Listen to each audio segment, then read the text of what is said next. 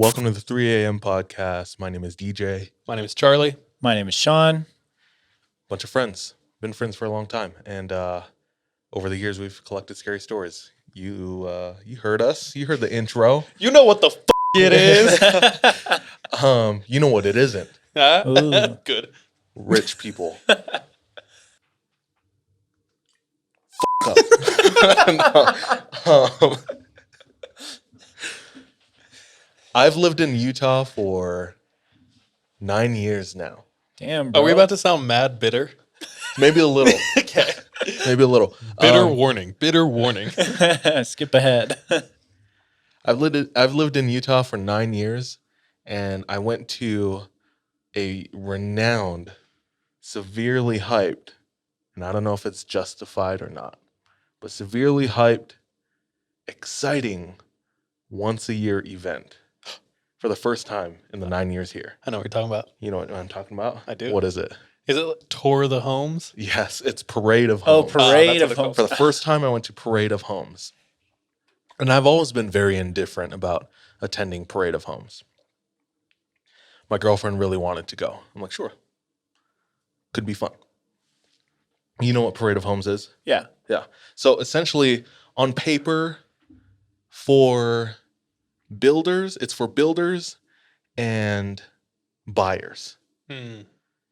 And it's a chance for builders to showcase their work. It's almost like Paris Fashion Week, where you have all the high fashion brands showcasing their work for that year. Mm-hmm. The only difference is you can only go to Fashion Week if you hang with all the people there. With Parade of Homes, anybody can go. So on paper, these homes built for the 1%, the 99% of people are going to see. And they just get to walk through. Yeah, walk through. You buy a ticket, and it's open for a week. So you can go at any time. Just like have a map and you can go Yep. to these different places. They have a map, and you can see the homes, you can preview them, and then you can go and walk through. Bro, where Tight, do the residents stay during this week? So some of the houses are brand new, and nobody lives in there. Oh, okay. Some of the houses are lived in. So they pay the residents to stay in a hotel for a couple weeks while they prepare it, clean the house, make it look real Bro, good. let's do that to our house so they can. We don't belong. I can tell you straight up. We don't belong. It's only the bougiest houses, yeah? dude, it's insane. The entire time I wasn't mad, but I was amused. I was amused at dude, it's a little odd because it's like Keeping Up with the Joneses without the Joneses. It's like everyone else watching through the windows. I was going to say, this is like a looky-loo or like Peeping Tom's Paradise. It's Almost. Like you could just Oh. walk through these Yeah. people's private lives. Yeah. And kind of Get Out-ish. In what way? I saw 2 colored people there the entire time. Hundreds of people. Did you look at each other and go like this? Bump Well, your chest? Okay, let me tell you. One of them was employed by Parade of Homes. Oh, He was putting on everybody's booties, dude. oh, no. That's bad optics, bro. Yeah, putting everyone's booties, handing out flyers. The second color dude was on the flyer. It was the builders, Oh, and the no. dude was Mexican, and I was like, who better to put up 4 walls than the people who climbed over them? Oh, You know. Oh my gosh. So that made me and the worker. But okay, He's like, what the hell are you doing? Get back to work. yeah. He's like, you're not in uniform. But we get to my girlfriend and I get to the first house, and this one's, I don't know, all the houses are numbered, and this house was number 1, which made me think that like the numbers were rankings. So this Because is the best. This was the best house, apparently, that everyone was talking about, everyone was excited for. This house slept, oh man, it's so Over the garish, like gaudy, like these houses. This first house slept 35 people. Oh, that's it, bro. average Mormon family. That's Was it in Eagle Mountain? That's the like polygamist that's like colony? the 1800 Mormons. Yeah, the Yeah. ones that have multiple wives. It's up 35 people. That just speaks to the size of it. You walk in, and Where's it at? in typical fashion, in Mapleton, which is Oh, a dude. little over an hour south of Salt Lake City. Yeah. And you walk in, typical on the left, they have, I don't know what you call it, like a little den with a grand piano. Yeah. Foyer, you filthy casual. Yeah, foyer. Yeah, see, I told you I don't belong. On the right side was the office. In the office, an aquarium with a baby shark. Oh, that's dope, A bro. damn baby shark in this house. Fucking in, bro. I wondered if they were conscious about making that decision. Like, I'm gonna put a baby shark in this aquarium because It's a flex. I am the Shark Tank. You know what I'm talking about? You know how people like get paintings of themselves Yeah. naked and they put it up in their own house? Dude, we should do that. You know? Oh, shit. We really should. And just exuding so much confidence Yeah. through that. It's a huge flex. You're right. I was thinking about if you visit my parents' house in Hawaii, you walk in, and the first room is like any traditional Mormon food storage, and it's a wall. There, 3 of the walls are covered. One wall is toilet paper, one wall is rice, and the other wall spam. Yeah, boy. So Essentials, bro. that was our flex. Oh, that's flexing hard, Yeah, bro. this is who we are. You That dude definitely- was the Shark Tank. We are canned meat. You We need are a wall of toilet paper when you have that much spam. Yeah, it's insane. This house was so big. So you're walking through. It's a maze. It's the best place you could possibly think of to have a sleepover and play murder in the dark. Oh, shit, dude. Let's do it. It's insane. You go into the basement. Classic indoor basketball court. This one was a full-size basketball court. I've been in big houses and they've had basketball courts, but it's like a half court. I'm like, oh, you're not rich. You're just rich. Yeah. And in the basketball court, like the basketball court was expected. You see that on MTV Cribs. You see that in like Yeah, every yeah, rich yeah. person's house. There were double farm doors. And we're like, what's behind this? And we open it up. It's a damn archery room. Or As you do. dedicated to shooting arrows. Bro, this is sounding like the Fantasy Factory, just different version, bro. Yeah. And I didn't know if I should have been terrified or not to have that in the house. But Once you see the archery room, though, that's where you start getting vibes from like Ready or Not. exactly, dude. Bro. That's what I was thinking. Like they're practicing to hunt humans. Yeah. The most dangerous game. That was just the first house we went to, and I was like, well, if this is house number 1, there's no way the other houses can live up to this. And in terms of size, it was definitely the biggest one. But the other houses had parts about it that were just as lavish and gaudy. Shark Tank. Yeah. The second house we roll up to, in a gated community, deep in Alpine. Did you get randomly checked? They're like, "Are you lost, sir?" No, that was in Draper. Yeah. Yeah, in a gated community, and this is where I start having some pictures. Oh, shit, dude. Look how much space there is. Wait, You can't. where the hell is that in Alpine? I know where that is. You can see Utah Lake Yeah. on the left of this picture. Looking at this picture on the left is like AF Canyon, just over like one of the hills is AF Canyon. So it's like deep nestled into like a valley. I didn't even know they were up there, bro. Bro, this is the super rich. Yeah. You can't hit a house trying to throw a rock from your house. If I can you're, probably hit it. I can probably hit it. you can throw a pigskin a quarter mile. Coach had put me in the fourth quarter. We would have been state champions. You were homeschooled, bro. State champions. You were bro. the coach. Offense and defense. There's just so much space and land. That's You true. know how we talked about the bitterness earlier? Yeah. Are you feeling it? It's just growing. Yeah, it's just going. Go to the next pic. I mean, here's my opinion, and it could be invalid to all of you, But like to me, it's like to each their own. If I had my own place, I would probably get like one of those tiny houses. Like even if I had a shit ton of money, I'd probably still just get a tiny house that was mobile. That'd be sick. I mean, you say that For but- sure. No, just for kidding. sure. I am a poor man. I am a poor man. So For sure. To each their own. And it was just crazy to I don't know, see this firsthand. This is gorgeous. This is yeah. the last house on the list. Oh, This is the last house on the list.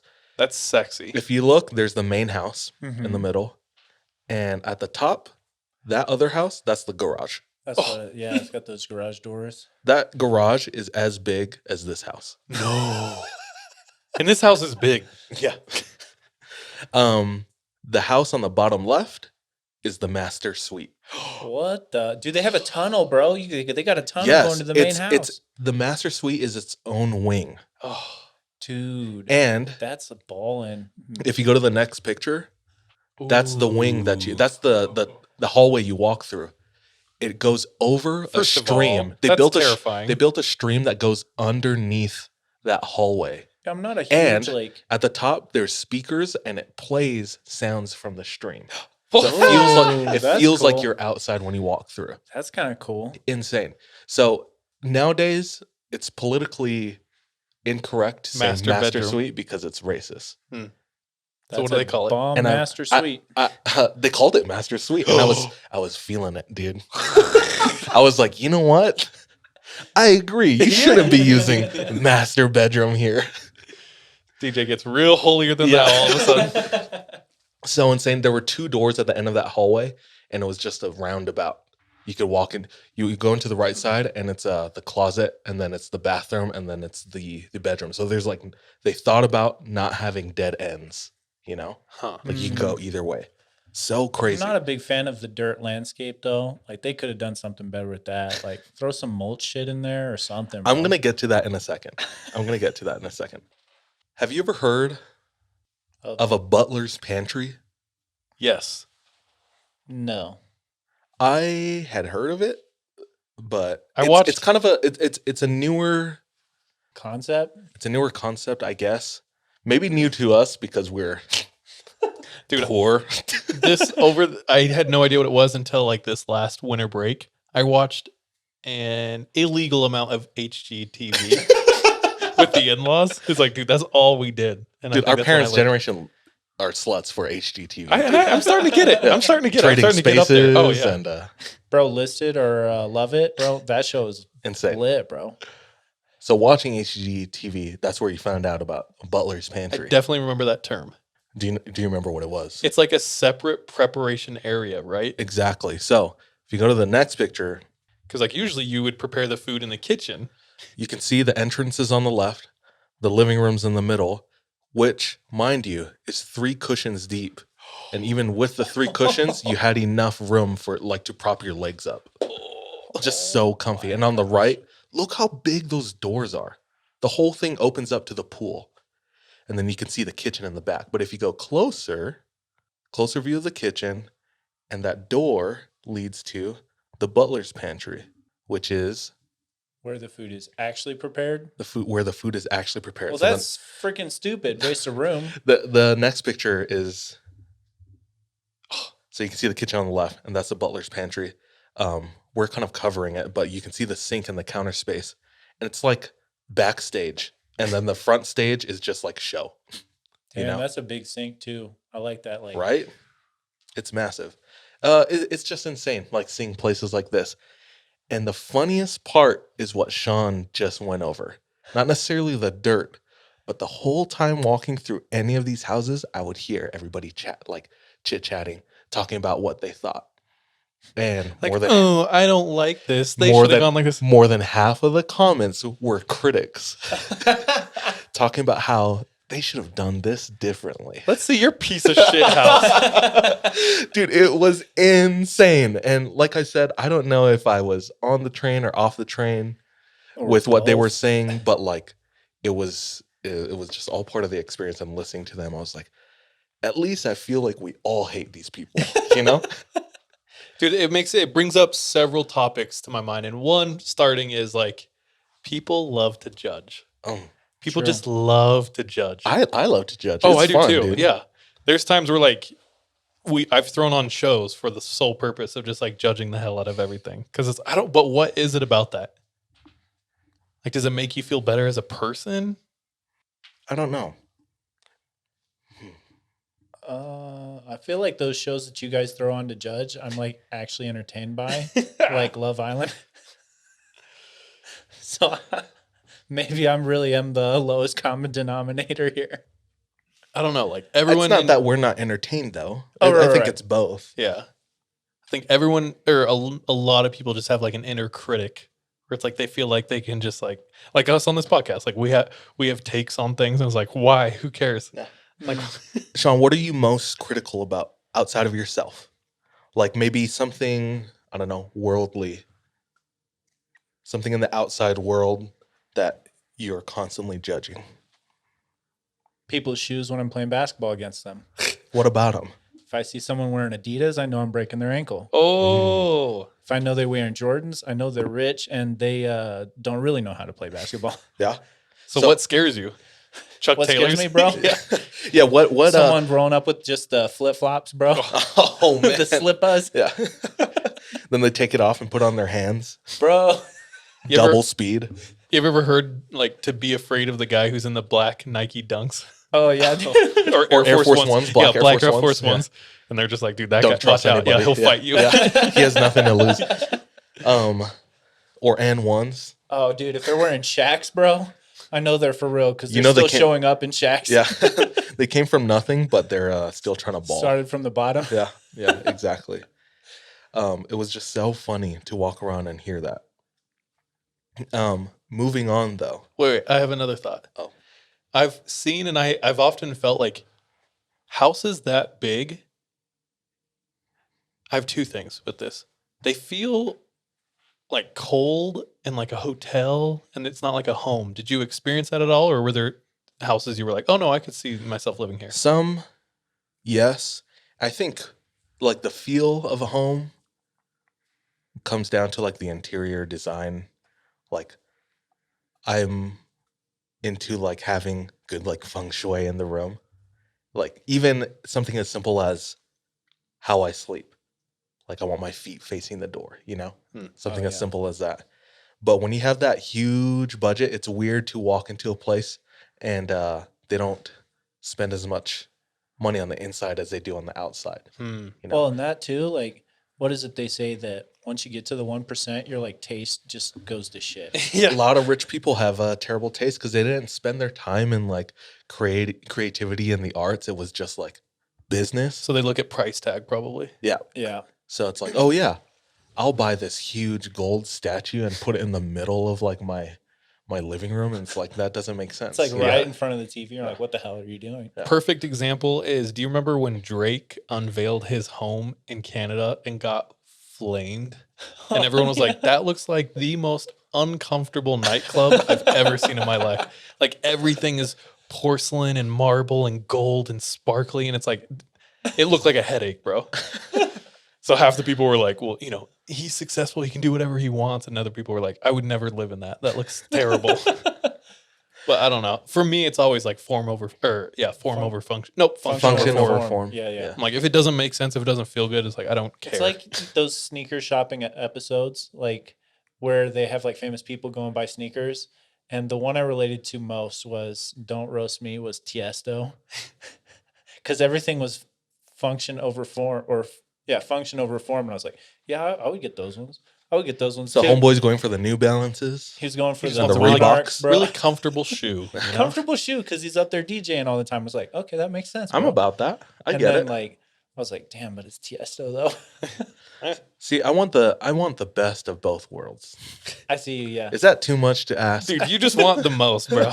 I do want the most, and I do the least. Yeah. You want it all, not doing anything. The second issue is like morality. When you see that much success or excess, do you think it's moral? Like, do you think there's a moral conversation to be had about a person amassing so much wealth past beyond what they need? And this is kind of a bigger discussion in society right now because it's like the eternal battle between like capitalism, socialism, and it's like we have billionaires. Why don't they just pay for like they could end world hunger? But is it on them? I mean, I think that ethically and morally, we should give as much as we can. But also, I'm one of the people who's like, if you work for it, you deserve it. Mm. And I see a lot of people like work with me. I'm like, man, you're not really putting in the work. And there's a reason why you're not making the check that these other people are. Yeah. Yeah, I think that conversation can be as long or as short as you want it to be. Like you can go around and around and around in circles talking about how much more somebody has or how much worse somebody has it too. You know? Like True. people are always like, we shouldn't be complaining because like Africa exists. Yeah. You know? Yeah. The age-old We kids talk- in Africa don't But have like this. that's not justification for like one individual's personal, Mm. you know, challenges or triumphs. We talked about it briefly in the last episode where I was basically like making fun of people who saying they actually have a hard time in America, which like listening back, I shouldn't frame it like that. And I definitely don't want to like belittle people's struggle because it's real. But like you're saying, it is relative if you compare it to like something, if you compare it to like the biggest thing in the world or the littlest thing in the world, you know what I mean? It's Yeah. like you can make any comparison you kind of want. At that point, like if you go on long enough with that like mode of thinking, then it just becomes like a big dick swinging contest. Like mine's bigger or mine's smaller. How so? Yeah. What do you mean? Oh, just like in general. It's like I mean- why are we at some point? It's like why are we comparing? Are we comparing just to compare, or It also gives like a good outlook on where your view is. Like if you're always down on yourself, you may just be looking at people who have more than you or things that you want instead of looking at what you have. They say comparison is the thief of happiness, right? Yeah. I fully agree with that. And I was going to say earlier, this whole like parade of homes is like Instagram in real life. And as much as like Instagram, I think is a useful tool, I think it is also an insidious like I think everyone thing agrees that's with happening to that with everyone. social media. Like like there's so many benefits and detriments Yeah. due to social media. Social media. So Social media. it's just trying to find balance, I think. True. All things in moderation. Because sometimes some people would see these homes and be like, this is gross. And some people would see these homes and be like, this is inspiration. Like, I want to Yeah. grind harder. And I don't know where I am right now. I go back and forth. I see both arguments, and I mean, I see the pool and I'm like, I want to be better. I see their landscape. I'm like, I don't want that. They need to be better. no. We walked away feeling, I don't know, fulfilled, or we had like a half an hour conversation about like shells. how are we gonna like get a regular house. Bro, I like routinely think that. Like, how am I going to get a regular house, dude? I've said it before, but I constantly have a dilemma or crisis when we on the rare occasion we do order food out because my wife and I try to make every meal we can. I have to decide if I want to get fries or not because it's like, oh, that's more money. You know? It's like, so that's where my life's at, which is like same to these people basically. Yeah, I'm Yeah, sure yeah. they're fussing over whether they should get fries or not. Are we going to get the king size fries or regular size? Dude, to each their own. This might be That's how I feel about it. this might be a good spot for a Patreon plug. Yo, help us out. Help me. For I'm $2 a poor. month, you can sponsor a poor podcaster in Utah. Yeah. For real, actually, update on because of the Patreon, we've been able to buy a fourth mic and headphones for Hey. Kalima Thank you. before he had some rickety ass setup over in the corner. Barely even hear him, dude. Yeah. Dude, that's interesting. It's overwhelming. It brings up a ton of thoughts, a ton of feelings and discussions, all of which I am not emotionally stable enough to go into. It was a lot. Feeling a little fragile right now. It was a little sensory overload on lots of different fronts, but Dude, interesting. I recently heard the elites of Utah are in group chats, private group messages where they talk about investments and things of that nature. And I don't want to go into any detail on who, but or what, because this was told to me not in confidence, but I don't think they, I don't know. Tell it, dude. I don't know. I got to be careful. No, tell it straight. I don't know. Okay, so I know of a person who has a mentor who is very well off. To put it in perspective, when Bitcoin was $1, he invested $2.1 million. So he owns over 2.1 million Bitcoins, which are now a little more than $1. Just a little bit. And that's just like his initial wealth. He has since just tripled and quadrupled and continues to grow. Like he cannot not make money. Yeah. He bought an entire cul-de-sac, all the houses behind the cul-de-sac, and he's going to build like a small village for himself. He's a young guy. I think he's younger than me. Anyway, he talked Where about did he get the first 2.1 mil? he created a company and sold it to a large tech company. Okay. Yeah. I'll He tell out you there guys off grinding. air. I'll He tell out you guys there off air. grinding. Anyway, they routinely, like he's talking to the owners of like Qualtrics, the owners of Vivint, they're the head investors for the church, the LDS church. Like they're all in these group chats and they just say like, hey, this is like a good investment, or hey, like this would be a good opportunity, or have you guys, talk about the world, dude. Dude, our group chat consists of just memes, and I think that's literally everyone else's Just group as chats. valuable. Nah, but very interesting. It's weird when you like get a taste of that life. I've had it a couple times over the last year. One of them being a cousin, my wife's cousin, babysits for an oil family. And this oil family is like richer than God. And he might have come into power because of murder. Just saying. This is all a video game. This is all a dream I had. This is OJ? But she heard some crazy stories, and she's pretty sure Oh someone my died and gosh. he became big player. Anyway, they had a room at the Montage. This is where the Kardashians stay. And they left a couple days early. And he said to her, hey, if you want to have people up here, invite them. Get anything you want. It's on me. And they left. So they invited us. And I barely make it up the hill. This is where the Kardashians stay when they come to Utah. In my RAV4. And I get out and I like want to apologize to the valet. Like, I'm sorry you have to drive this. And dude, oh man, I just was like, wow, this is how the other percent live. Like it is so crazy. It's just weird. Kalima, you just hit your 3-year anniversary? 4. Ooh. Dude, congrats. What'd you do? We went to Ruth's Chris. Oh, balling. So 1%. Yeah, we go once a year normally on our anniversary. Dude, that's like a good tradition, bro. Yeah, we went to Ruth's Chris. We go there and we just people watch the whole time. We feel like it's such an experience, and we went right before a Jazz game, and so everybody there, we dressed nice, and we thought that like people would think we looked rich if we dressed nice, but we realized that the richest people were just like casual. Crocs. Bro, Yeah, they they don't do care. that. They really do that. At one point, you become so rich, you stop looking rich, and it becomes almost cooler.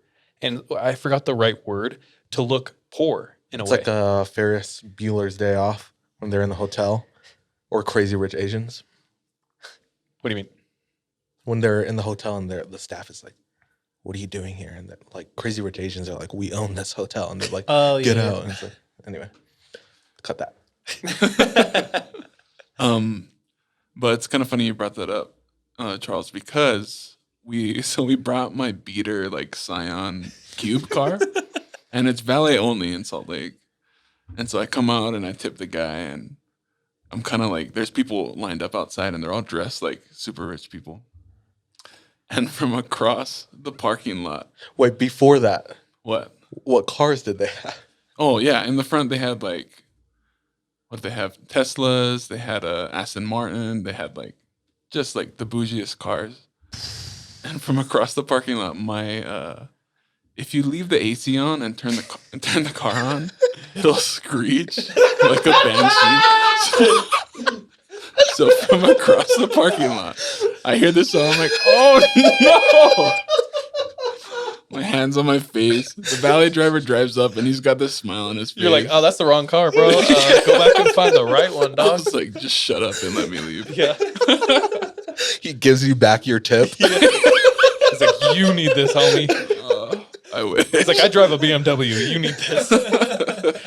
Bro, when I was at the Montage, or no, Deer Valley, what is it? I don't even know what it's called. Who cares? When I was up there, I didn't tip because I didn't have money, bro. So I straight up got in my RAV4 as fast as I could. And I basically was just like, I'm so sorry. Like, took off because I couldn't tip them, bro. You're I like, didn't bro, have you cash. take Venmo? Yeah. Oh, man. Insane. I think there's a charm to being as broke as we are. I like to tell myself, you know? So, anyway. One day, fellas. One day. One day. We're all If you're not a patron yet, go to patreon.com/the3am pod. we're all feeling existential dread. I know, a lot of things. Do we even want to record today? We're out here trying. I need to go redo my resume or something. I'm going to start faking my resume, dude. Yeah. Start getting some better job offers, bro. It's crazy. No, it's interesting. Parade of Homes, Utah, rich people. It was a very Utah thing, I feel like. Like, you're not going to see that in Central Valley, California. Highest suicides in the country. Yeah, yeah. That city that house was in, Alpine, Lone Peak High School, has the highest suicide rate out of all high schools in the nation. So It's weird because economically they're doing so well. Yeah, I think not. Well, That took a dark turn, my Yeah. bros. With that, let's get into our stories, my kings. yar. All right, guys. Now we roll our 20-sided die. 20-sided die to determine in what order we tell our stories. Highest number goes first, and the numbers are 7, 2, 6. 7, Sean, 2, DJ, 6, Charlie. So we'll go Sean, Charlie, Deej. Let's go. All right, guys. It's been a while since I started first. I've been rolling crappy last month or so. And let's be honest, I still only rolled a 7 tonight. So this is lucky for me. Yeah, be better, dude. I'm trying. I'm really trying. It's my goals in life. But I got a good story for us tonight. It is from a recent listener. Ooh. Just recently discovered the podcast, says she loves it, has been binging it. Her name is Emma. She's from Bluffdale, Utah. Nice. She is LDS and says she believes that just as easy as you can invite good spirits, you can invite the bad spirits, which is something we've talked about before. Like that veil becomes more thin for you as you invite any type of spirit, right? She said that her and her friends love horror movies. And we've all been in this place and time where we're scrolling through Netflix once again, trying to find a good scary movie. Then we go over to Doesn't Amazon exist. Prime Yeah. and we look for it there. And then we go to Hulu and we look for it there and we can't find a good movie. Well, Emma and her friends back in 2019 were going through such a dry spell. They stumbled upon a movie that they had heard was good, but they knew nothing about. This movie was Hereditary. Yes. So they stumbled onto this movie and they decided they're going to go watch it, having little to no expectations because they, like I said, had heard it was good, but didn't know anything about it. She said it scared the shit out of them, but they loved it and became kind of obsessed with it. So she's saying they went looked up a ton of facts and information, did research on the filming of the movie and even the demon in the movie. If you remember, what's his name? Paimon. Yeah. So they did a bunch of research on that. Are you going to talk about any of that research? Well, Because I have side note. side note, go for it. Filmed in Park City, Utah, so Yep. close to where we live. Mm-hmm. The graveyard scene is filmed 4 minutes from my house. Bro. I went to the graveyard. I looked where they filmed. And Paimon, if you know anything about Ari Aster, he's the director. In his movies, he's known for doing research and basing it off of fact. So it's Yeah. not like some Hollywood script. It's all if he's going to do a movie about demons, he goes deep into He finds demon the mythology facts, and figures out like names of the demons and, traits and all this shit. Starts like, developing all a the- script based off of that. Yeah, yeah. So he's very thorough. She says that over the course of this obsession that they had with this movie, it seemed to invite something into their house. So she said her house was built brand new in about 2014. So she couldn't think of any other reason for things that would maybe start happening in this, because there was no previous owners. Indian burial ground, maybe, but like, I love how that's like the go-to. yeah, I know. But anyways, she says based on the recent events and their obsession with this research of Hereditary, it seemed to invite something into the home. She said weird things started happening. Things like doors opening or closing, or lights flickering on when they would pass or flickering off. And specifically in their guest bedroom in the basement, where no one really ever went because it was basically closed unless they had guests. Anytime that they would go down into the basement, the door would be open. And it was just really freaky. It was just really freaky for them. Now, Emma and one of her friends one night were just chilling in the basement, and like across from this guest room is their like little movie room or whatever. And her friend gets up to go to the bathroom.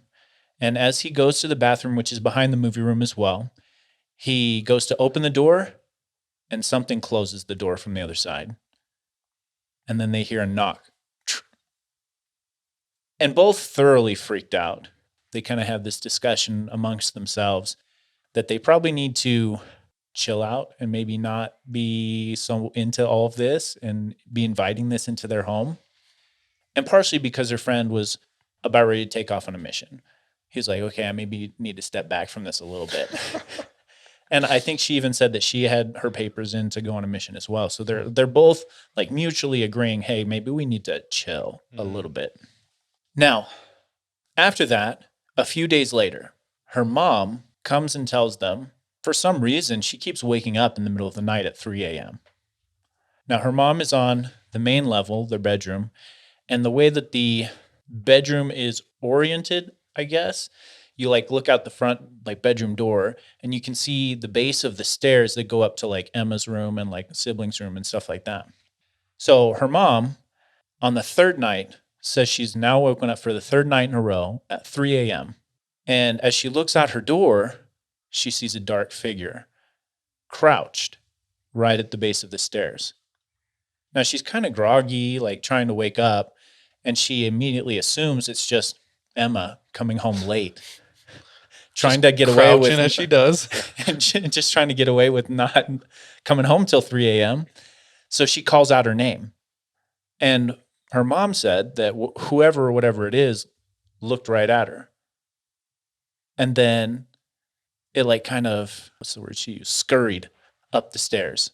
So that mental image to me is also terrifying. She thought it was Emma, couldn't confirm. At Emma this said point, it wasn't her. Emma or not, concerning activity. At this point, yeah. Emma, what the hell are you doing at 3 a.m.? Spider-Manning up the stairs. Yeah, big no for me, dog. Anyways, things after that stopped for a little while. Emma said for about a year. She once again was looking for a movie on Netflix, scrolling the Amazon Prime, scrolling the Hulu, comes across another Ari Aster, Midsummer. And she started to watch it thinking, hey, this is different a little bit because it's like a cult, not a demon, right? And she made it about halfway through before she was like, I can't do this anymore, and decided to turn it off. Was it the period blood? It could have been the period blood. It could have Or the been freaking cliff. the cliff, bro. Oh, that the one cliff. was heavy, bro. That's where she turned it off, I promise. I'd rather jump off a cliff than drink period blood, to be honest. Both are big no's for me, bro. The best part is when the crowd of old ladies just grab the back meat. You know what I mean? They help a boy out. Oh yeah, dude. They were just, doing the most. Yeah. Wing women. Terrified as she is at this point, turning off the movie halfway through, she goes to bed. And then in the morning, she wakes up with 3 apparent claw marks bruised into her leg. Shit. That's wild. And she has no idea what the cause of that was. Now, since that time, Whoa. she has also had one more experience that seemed to stand out from the rest. She said this was only a few months ago. So this is something that is still currently happening as far as we know, up to a few months ago. She said she was laying in her bed waiting for her laundry to be done, and it was around 12 a.m., around midnight. She said she dozed off, but suddenly wakes up to a man's voice in her room. And she sits up and looks, and at the corner of her bed, she sees a tall, dark, figure-shaped mist moving straight at her. She does a quick roll out of the bed and stands up on her feet, and as she looks back, it's gone. Now, she hasn't seen the figure-shaped mist since, and she says it was weird because it wasn't dark. Her room was lit up, and she knows what she saw. Ew. And to this day, she's still confused by the experiences. She doesn't know what is the cause, but seems to kind of correlate those movies with what started happening in the house. But that is the most recent experience that's happened so far. Damn. And that's where we're at. Holy smokes. Holy mist. Missed me with that. During in broad daylight, just like midsummer. Oh, yeah, dude. That's scary, man. I feel when it's light and stuff is happening to you and you can clearly see it, that's so disorienting. What is happening? I can justify most things, but Dude, I don't know about that. in no way am I an expert, but it is my opinion. Some people are more susceptible and sensitive to those things. And unfortunately, from the data, from the story we just heard, it kind of sounds like Emma might be more sensitive.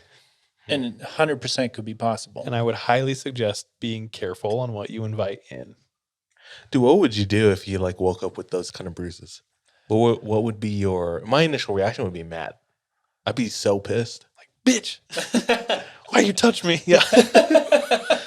That's non-consensual scratch. Yeah. Oh, that would be terrifying to wake up to. First of all, you'd be just confused. What the hell is going on here? I'd be upset. I've talked about it so many times, but I feel so vulnerable when I sleep. Don't want to be messed with. Yeah. I'd be pissed. I definitely would take a photo and consider sharing it on the pod. But I don't know. Definitely considering. That photo is creepy. It really is. Because it happened so recently, I hope something else doesn't happen, but it could. No, but on the real, pray to whatever God you believe in. Sage that house. Definitely Play sage. some hymns. Watch Disney movies. Dude, Disney movies are the best way to clear the air. They're bro. the sage of, 2020. 2021. Oh, yeah. I definitely, it's at this time, I've never felt stronger. I don't want anything to happen. Yeah. What do you do to clear the air? Do. No. Me? Yeah. What's your favorite way? That's a good question. I would say just putting on an uplifting movie or a classic. Usually it's late at night and I want to go to bed as quick as possible. Mm-hmm. Yeah. So I need something short. You might need to go with the sage, bro. Just light up. I usually put on there's a YouTube channel called Daily Dose of Internet. Oh. And he sounds like he's 12 years old. He's like, this is your daily dose of internet. That's 4 minutes of And that just soothes you. Just internet videos. just bro. random videos. That works pretty well. That's a good one. This I is a like good that. one. I can't think of ways that I try to clear the air. Most of the time I just go to bed. I'll put my earplugs in and lay down. Podcast for me. That's There's a good several comedy podcasts I like. Anyway. Man, it sucks to have something. It sounds like it sucks to have something in your home. It's supposed to be your place, your safe space where you go to feel one. Right. Safe. safe, away from any distractions or anything Demonic. violent Yeah. outside. And because what do? Leave your house? I know, yeah. And you can't just up and buy a new Yeah. home. Bro, they need to egg the place Oh, from egg the ritual. inside. We'll egg your house. What's your exact address? Dang. That's a fun one. Thank you Dude. for sending that. And thank you for listening. Yeah. Thanks, luck, Emma, Emma. for sending the story. That's all me for tonight. Good luck. Dope. Oh, Thanks, Sean. got you guys. All right, that's me. Dude, for my story, we're staying in Utah, Ooh, let's call this Utah 4, bro. 3, sorry. depending on his story. But yeah. Giggin. And this story comes to us from a good friend, Hunter. Ooh, shout out. Hunter's one of my childhood friends. I grew up with him. I have every story I have of Visalia or growing up, Hunter was most likely there. Since moving to Utah, I actually moved to Utah with him, and we lived together for a really long time. He got married, got a real job, big boy job. He is a firefighter and paramedic. Dope. So near Salt Lake City. He's seen stuff. Dude, his type of stories, most of them are not like, they're traumatic, they're intense, and it's just like, I always walk away like, damn, that's heavy. And he's talked to me about it before, but like in firefighter and paramedic culture, it's like you do anything you can to just keep your spirits up. So a lot of times it's like dark humor, and it's just like you do what you got to do because you got to keep going, and you can't let it like bring you down. He's talked about countless boobies from like 80-year-old women. I think a lot of his calls are really old ladies, and they have to apply like the EKG stuff pads. Dude, I don't know, but they have to apply the pads to check their heart. Yeah. And so he's told me, he's like, okay, ma'am, like we're going to have to put these pads on you. And he just puts his forearm under their boob down by their like belt. And he just lifts up the boob and like puts on the patches and stuff. So he's seen it all. He has seen it all. But he's like, recently he hit me up and he's like, bro, I have a story for the pod. And this one is more our theme. So one night, station gets a call around 3 a.m. Fuck. And I hate that, man. Yeah, I know. I hate every time 3 a.m. is involved in the story. And he knows that, but he's like, I'm just telling you how it happened. I know. It feels so damn gimmicky. Yeah, I know. But what can you do? It just seems to be like a reason we chose the name for the show. So they get a call, and the brief of the call is like, there's a 7-year-old woman. She's been calling. 7-year-old? 70. Oh, okay. Go ahead. And she's been calling, and she's in distress, and she needs your help. So you guys go out to her residence, make sure everything's okay, and just, do a checkup. No worries. They get the address. The dispatcher describes what the house looks like. It's a double wide. If you want to pull up picture 1, it will kind of show us like what we're dealing with. It's in this trailer park where all these double wides, it's kind of like that. These double wides though are really spaced out. Like there's a fair bit of space in between the double wides. They describe in front of the house is a purple car, and they describe, they give them the number of the unit, what the house looks like, the car in front. They even tell them where the spare key is. So go to this spot. She's there. She needs your help. Okay. So they go on their way. They roll up to this dark trailer park and pull up to the unit.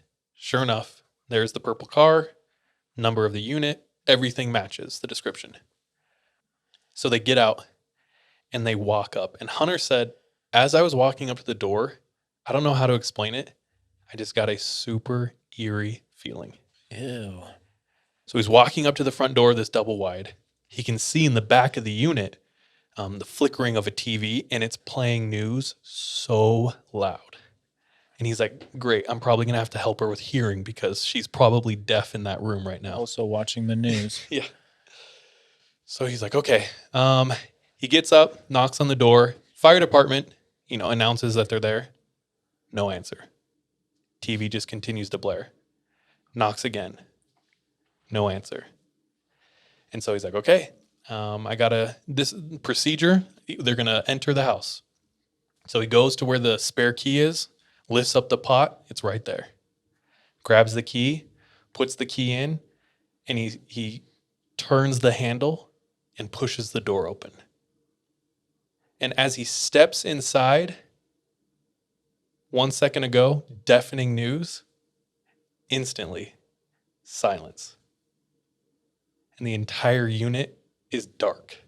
I don't like that. And as he's comprehending that, he steps in and says, like, hello, fire department, we're coming in, to a completely silent unit.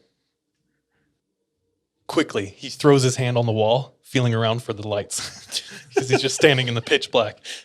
Flicks on the lights.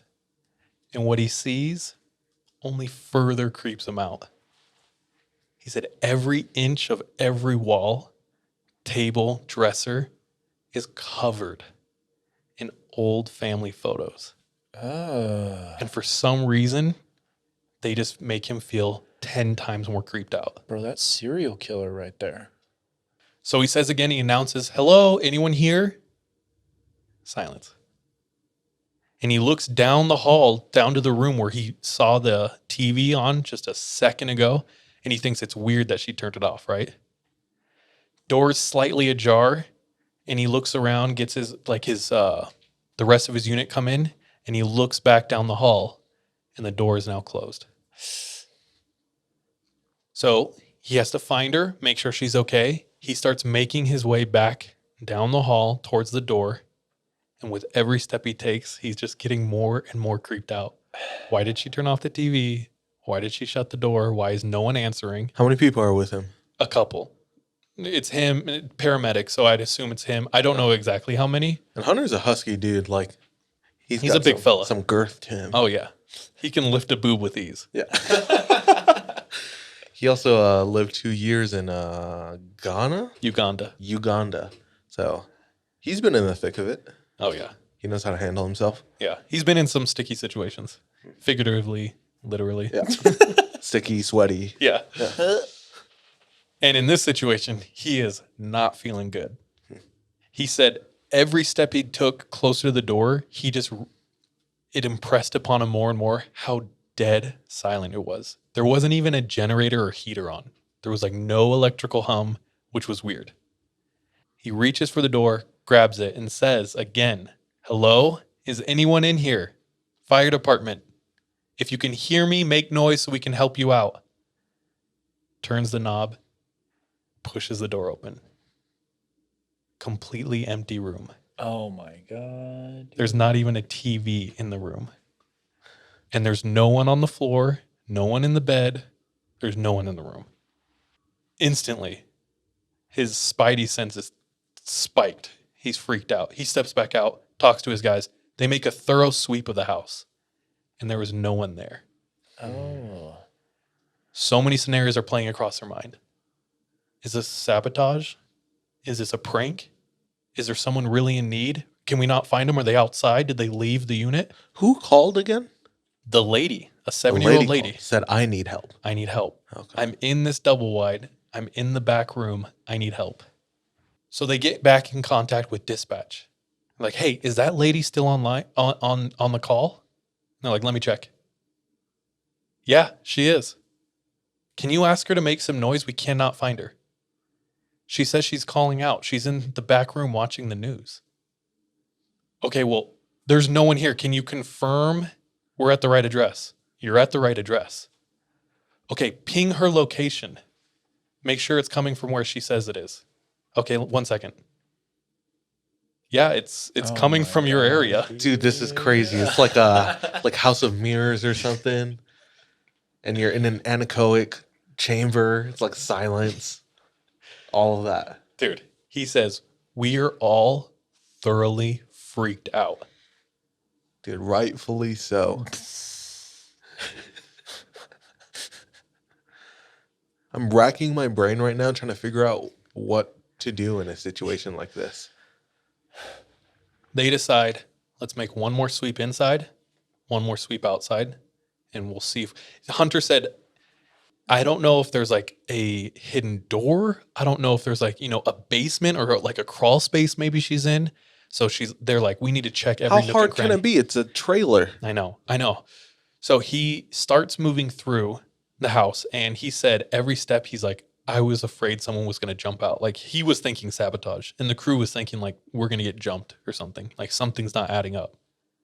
Do firemen stay armed? Do they carry? I don't know. I don't think I so. don't think so. I haven't seen anything, but do they like conceal carry? That's a good Do question. they keep like a handgun in like their truck or something? I have no idea. We can ask him. Huh. He said, at this point, we are all super creeped out. We all look at each other and say, what the heck is going on? Where is this lady? Is there a secret room? Is there a basement we haven't found? So doing our due diligence, we once again go and search outside around the yard. We look around the neighborhood's yards, don't see anything. They make one final sweep of the house. After about 5 more minutes of looking, we decided to go over and drive around the block, like looking and seeing if there's any lights on another unit. Maybe they were confused, right? He said, everyone is freaked out. They kind of meet back up and they have no idea what to do.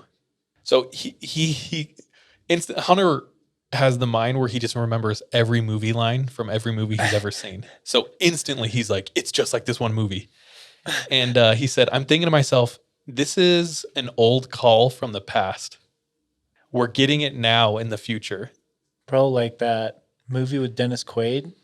What, Frequency or something? Bro, he said, I'm not sure if any of you guys or listeners have heard of the movie called Frequency. Hey! But it's about this dad who is a firefighter who has an old ham radio that dies. I like that movie. And like 15 to 20 years later, his son goes into the garage and pulls out the ham radio, plugs it in, and somehow gets the same frequency of his dad's, and they're able to communicate like cross generations. So he has all this going through his head, and he's like, are we getting a call from the past? Are we in the future? Are we getting a call from the future and they're in the past? Crazy that it pushed him to that point of thinking. You know, Yeah. a professional like first responder. Yeah. You know, I mean, even they're human too. So he's just I like, know, oh, yeah. what is this, Yeah. bro? Trying to figure out what's going on. They do all they can. They get in contact with their captain. I think they get in contact with the police at this point. And they're like, police, you go make contact with the family, see what you can find out. Captain's like, there's not much you guys can do here. Go ahead and clear the call. You guys can take off. I'll stay behind. And so they leave and they clear the call. And the whole time they're just all thinking, what the hell was that? Later that night, they're all at the station. Captain walks in and he goes, hey, I just want to update you on the situation, which is good because they're all feeling mad uneasy. And if like they never, got resolution, it would have really stuck with them the whole time. Captain goes on to say, all right, that old lady, she's currently admitted into the hospital and has been for a couple weeks. They were finally able to make contact with her in the hospital via her family, figured out the whole situation. They talked to a nurse who was on the floor and asked her to go check on her and see if she's actually there. The nurse did and got a visual. She had severe dementia. So she was in the unit the whole time. She was in the hospital, watching news, calling from the hospital saying she needed help. And so he kind of just chalked it up to, lady with dementia made a false call. Yeah, but they pinged her. Like, and how does that explain like the TV from the outside and they walk in? So the captain kind of gave the answer and said, like, there it is. It's all a misunderstanding. Go about your day. And they still all felt unease about it because they, just like you, they were like, that doesn't answer everything. Yeah.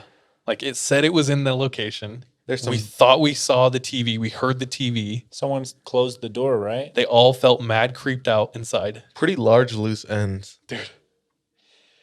I'm going to liken it to stories I've heard from the forestry, where it's like in this field, you see things and you hear things and not everything you have answers for. And it's like, you just kind of keep going and you don't linger too long on it. Yeah. And so Hunter said it was one of the scariest things he's ever experienced in his life.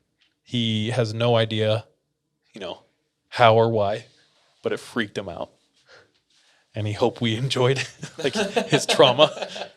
We did. That I is did. terrifying. Like, I don't like that. Dude. Just a fun story. I think there's so many stories out there of like first responders and the paranormal or things not being explained. If you guys have any stories out there, please send them in. Go to our website or go to the link in our bio in our Instagram. Or just message us, DM us straight on Instagram. But we'd love to hear those stories.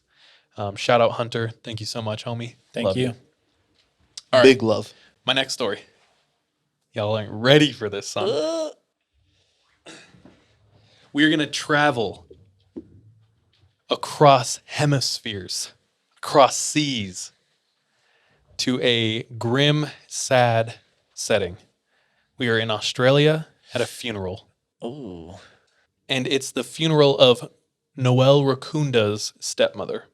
Super sad event. She died sadly before her time, as so many do.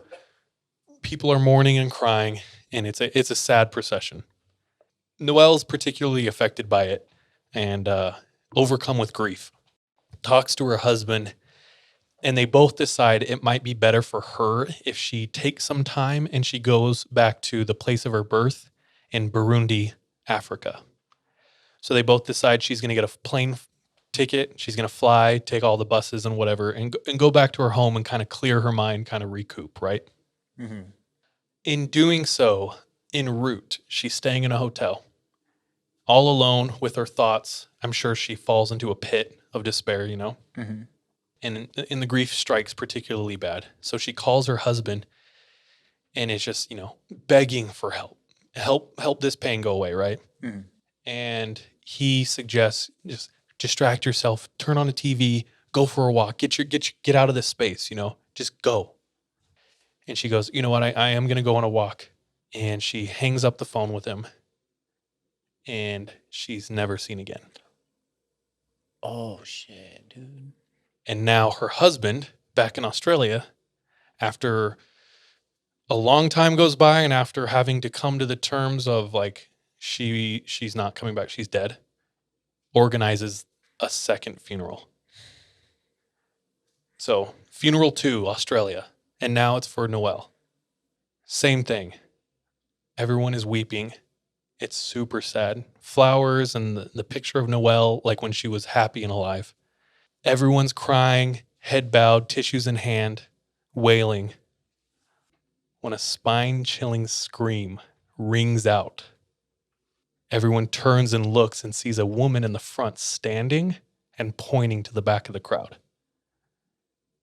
Everyone whips their head back and looks and sees something that none of them believe. And the rest is for Patreon. Oh, fuck. Damn it. It's Emma Who's Emma? Noel? or Noelle.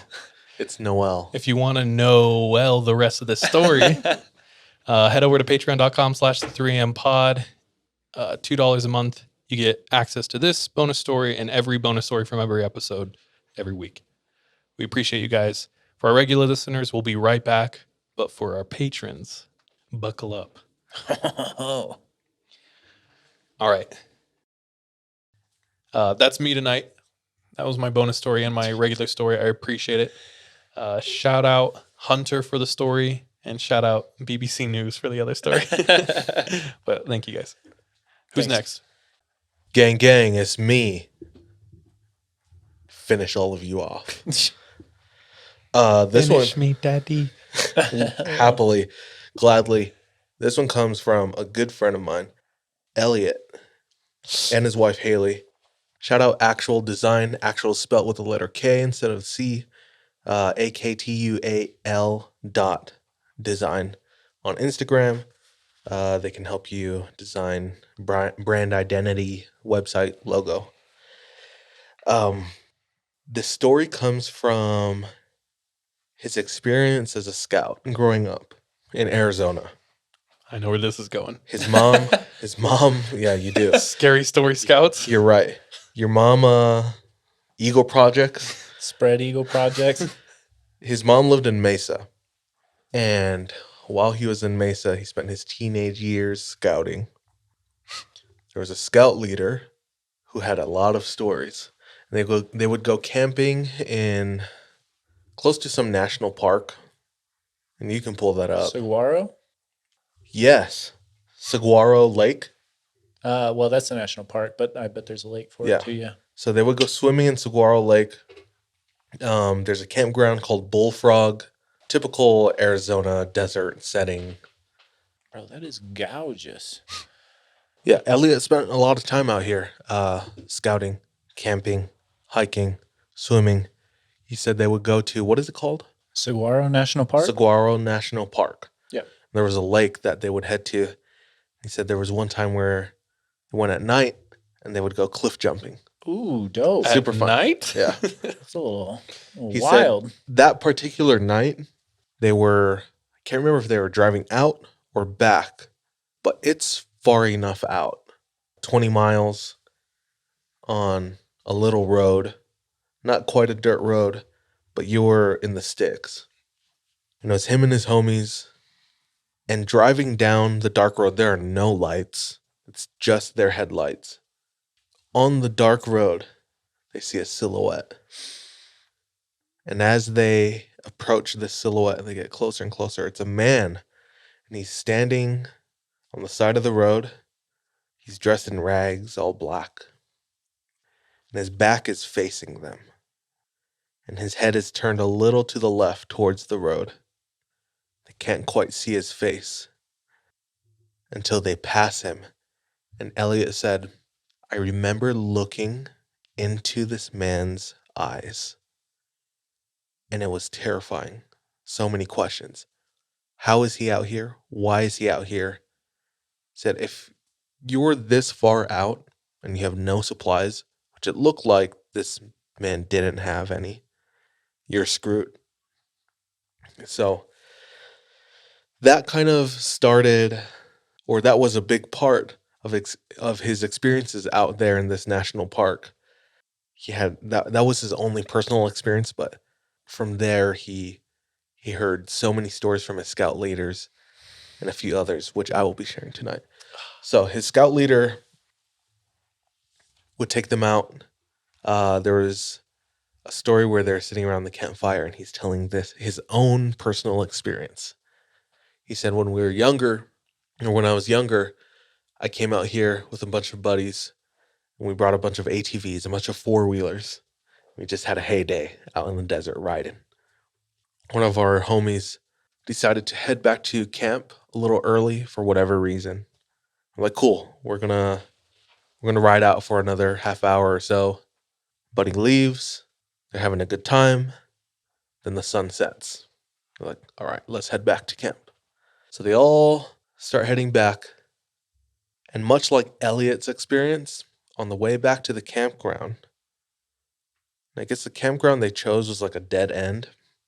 So it was one single road going to it, and that was it. Heading back to that campground, they see a dark figure on the road. And this figure is hurled up, laying on the ground. They get closer. They see it's their friend.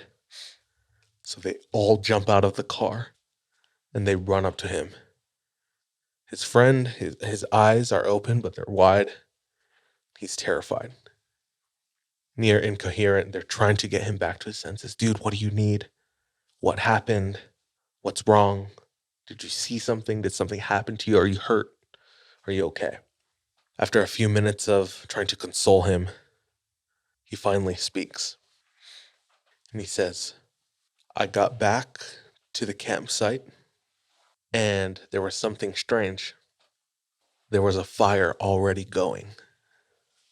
And as I got closer, I saw what started the fire. There were 3 of them dancing around the fire. And when I realized that, it was too late. They had noticed me, noticing them. From there, I booked it and I left. I don't know if that was the whole story. It sounded like there was more that happened, but that's all the information Elliot gave me. So together, they went back to the campsite.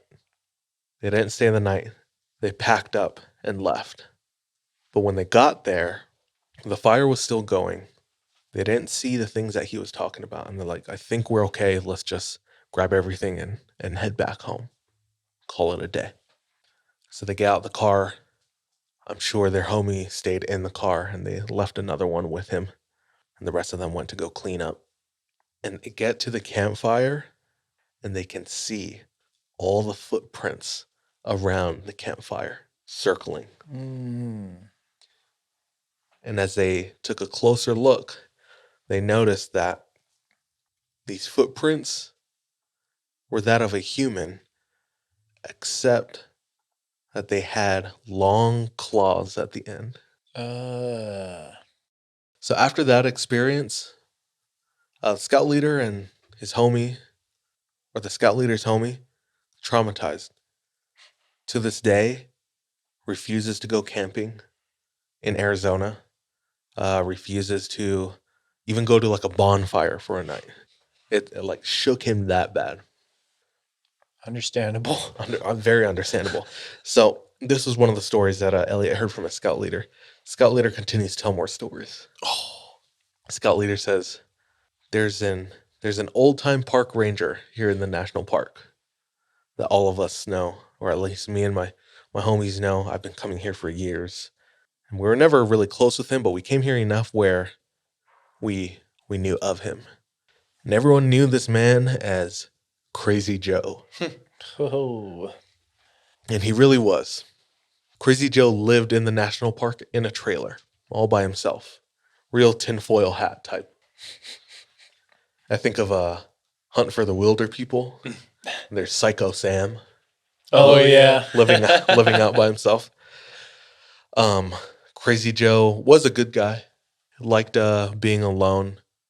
Had a bunch of stories. But one thing always stuck out to me, and it was something he said. And Crazy Joe told me, I live out here because I like the thrill of the fact that there are skinwalkers out here. What? So Crazy Joe had told the scout leader about a time where they also had a bonfire and they were leaving for the night, or at least a part of the group was leaving for the night. They're driving away into the darkness back home. And as they're driving, they can see the bonfire in their rear view mirror getting smaller and smaller until it disappears. And when they're alone in the dark, when they thought they were alone in the dark, they could see out the side of the window something running alongside their car. And it's keeping pace with them. They see it's half man, half coyote, and they lock eyes, and then it shoots off into the distance in another direction. And that was the first time the scout leader had heard something like that. And that's probably the most common, story with skinwalkers that most people have heard. So that one really stuck out to the scout leader. He said, but there was one that stuck out to me the most. Crazy Joe befriended a lot of the natives in the area. He's on good terms with them. And there was one in particular who also, I think, lived by himself in the desert, a native. And he lived in sounds like a pretty rural house. One of those with like the tinfoil roof. Not tinfoil, tin roof. And one night he's preparing for bed and he falls asleep. The wind's blowing. He wakes up every once in a while. He can hear the outside pretty clearly. He's dipping in and out of sleep when a loud bang right above his head wakes him up. And he can clearly tell that something is on the roof. He's laying there in the dark, and this thing is moving on the roof. And he realizes quickly, this thing is big. It's not a bird. Mm-hmm. It's not a coyote even. It's at least the size of a human, as if somebody was jumping, stomping on his tin roof. I'm not sure if he calls out to whatever's there, but at some point he decides it's not safe and he doesn't want to take any chances. So this man grabs his shotgun and puts a hole right into his roof, right into the source of where the sound is coming from. Dude, on site, homie. Yeah, honestly, on site. He can hear this thing fall off the roof, and he can hear it run away. Next day, he wakes up, goes outside. He can see this thing has created rifts in the dirt. He was like, yeah, this thing's big. It's not like a dog or any type of animal we could find here in the desert. But it's gone. He had a uneventful rest of the night. So he thinks, I'm going to go into town, grab some supplies, see my family. Goes into town, gets what he needs. He visits his family. And to his surprise, they are all mourning. He walks in and he says, what's wrong? What's going on? To which they reply, Grandma is dead. She's been shot. They, at least this man, I'm not sure if the rest of the family or certain people in the family, this man knew that his grandma was involved with skinwalkers, and she was working to become one. Or is that what he told everyone? What do you mean? Because only he witnessed something jump on the roof. Maybe grandma ate the last fry bread. Bitch! Then he was like, "Oh, she was walking the skin." That's what grandma was doing. Nah, just kidding. She was trying to become a skinwalker.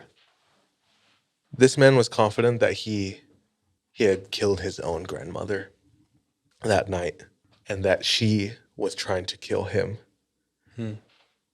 Crazy Joe posed it as that. This woman was trying to kill her grandson as one of the rites of passage of becoming, a skinwalker. Kill a loved one. Yeah. You get their bones. Yep. Yeah. That threw me for a loop when Elliot told me that it was his. He shot it, and it was his. He forgot. I think he forgot the part. Initially, he forgot the part where he goes into town, and told me that he came out of the house, and he saw that it was his grandma on the ground. It's like,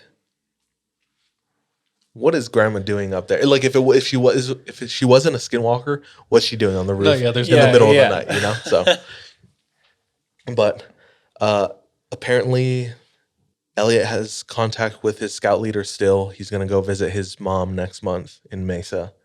He's going to try to reach out because his scout leader has way more stories personally and from Crazy Joe. Ooh. One more thing on Crazy Joe. Dude, get Crazy Joe to call in, bro. I know. Crazy Joe, after years of living by himself in the trailer, disappeared. Nobody knows where he went. Nobody has heard from him. Nobody knows his family or friends. Nobody's seen him for years. He just disappeared. So I don't know if he finally got. He's bone dust, bro. Yeah. Yeah. But that's the story of Crazy Joe and the scouts. Ooh. Bro, you know what that made me think of? What's up? You know how a ton of gangs... At one point in my high school, there was an old school version of Amber Alert. I don't know how it got through the town, but everyone knew, everyone was on guard because it apparently a prominent gang from South America was recruiting in our area, and how they would do it is they would ram the back of your car on a road. When you guys both pulled over to see the damage, they'd hop out and shoot you. And if they did that, they were in the gang. But it's like, isn't it kind of crazy that there's like so many organizations and it's like your rite of passage is murder? I don't know. Yeah. Yeah. Like it seems obvious, but it's weird when you start like seeing patterns like that throughout so many different types. Right. Yeah. I don't know. It just made me think of that. Like weird. Yeah. I remember my cousin telling me, because he's affiliated with the TCG. Tongan Crip Gang. Yeah. A trading card game. Everybody would joke in a way. But he said he knew a few people who were got initiated, and their rite of passage was also murder. And it was like they would drive around at night without their headlights on. And if you And flashed, the first person to like flash their brights, that was their target. It's kind of crazy, but it sucks. I'm Yes. just trying to be a good homie out Yeah, here I know. helping you out. You freaking kill me. Speaking of TCG and Hunter, Hunter grew up in this like little cul-de-sac, and across the street from him were two less active Tongans, the Keikahoas. I think they were Hawaiian too. yeah, they're a big family. Huge in the TCG in our area. And they taught Hunter everything, bro. They taught him like how to do his first kickflip. They taught him how to steal. They like took him to the skate park. They were cool. I was terrified of them. They were huge. But fun side Story. note. That's freaking wild. As if I needed another reason not to go to Arizona. Bro, crazy shit happens in Arizona. It's like it's ugly. It's 120 degrees 120 all the degrees, time. and there's just skinny boys running around everywhere. Those are fun though. I would love to hear more. Thank you, Elliot. Thank you, Haley. Actual Design. Check them out. Thank you, Boy Scouts of America. Thank you, Joe. Crazy Joe. Wherever you are. He's listening for sure. Yeah. For sure. In hell. Boys, that was fun. Yeah. Good up. Let's wrap it up. Any announcements, anything people need to know, or are we good? Negative. All right, let's do this. Enjoy your summer. Have fun. Stay cool. Ooh. What else did you guys write in yearbooks? Not you, Sean. Dude, Hags. my yearbook, I wrote my journal. Hags. Bro, we What the hell's hags? have a good summer. Oh. When we just speaking about like how times have changed. I graduated in 2010. I took my girlfriend back home to Hawaii in December for the first time, showing her my stomping grounds, introducing her to family, the works. And of course, there was that one night where we break open the bin of scrapbooks that mom made, old pictures of me and my brothers and my family, and Yearbooks? yearbooks. Yo. So she's combing through my yearbooks, reading stuff from like old girlfriends in high school. But the big thing was just language. How language has evolved, because over almost all of the messages from boys and girls started with like Hey, F word. sup N-word or sup F-word. Just like it was so normal back then. Dude, it really Just was. talk like that. And people will say, like, it was never normal, but you know what we're saying. Like, Yeah. same for me, dude. Same for me. So insane. I've often wanted to bring up on the podcast, like, if like the reason I would be canceled is because like I used to sing rap lyrics. And when I say rap lyrics, I mean every rap lyric. And that's just how it was where I was from, bro. And the era we're from. It is crazy. Because like, yeah, I would never in a million years like think to talk like that now. Yeah. Or like say the F word. Like when's the last time I heard the F word used? It's so but like literally every day it was every other word in the 2000s. Yeah. Wild That was times. literally 10 years ago. So, We have made some progress, guys. guys, thank you so much for listening in. We really appreciate it. This has been episode 97. Ooh. So, See you in the next one. we'll see you in the next one. Trust your gut and watch your back. Bye, love you, be safe. Be careful out there. Bye.